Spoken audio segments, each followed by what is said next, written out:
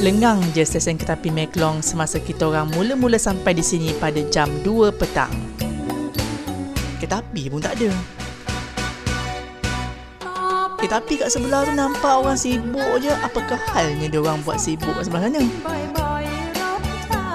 Loh, rupa-rupanya ada pasar kat sini. Yang uniknya, pasar ni terletak di atas landasan kereta api.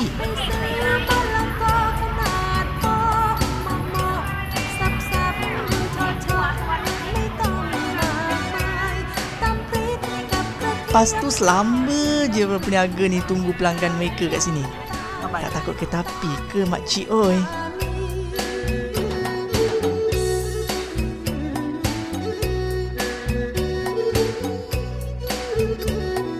Kalau korang nak dapatkan hasil laut kat sini memang senang.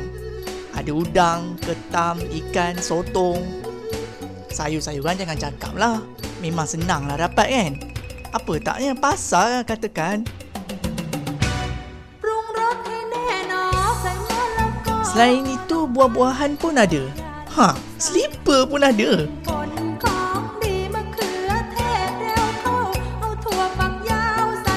Sedap nampak kuih-kuih ni.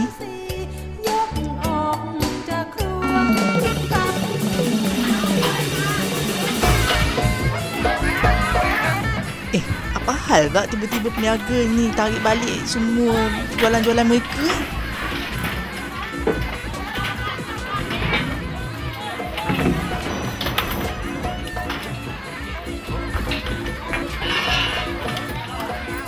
Ada yang tutup payung.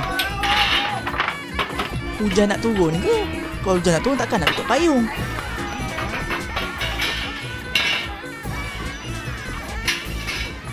Rupa-rupanya kereta api nak datang.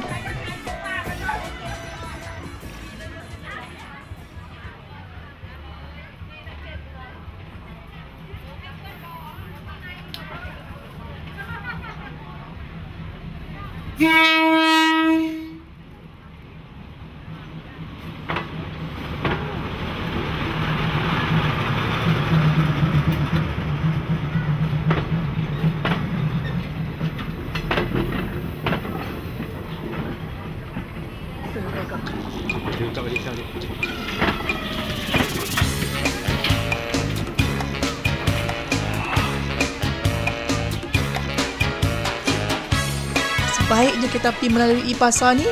Tengok peniaga-peniaga ni membuka semula payung dan keadaan jadi seperti sedia kala. Uniknya pasar Meklong ni.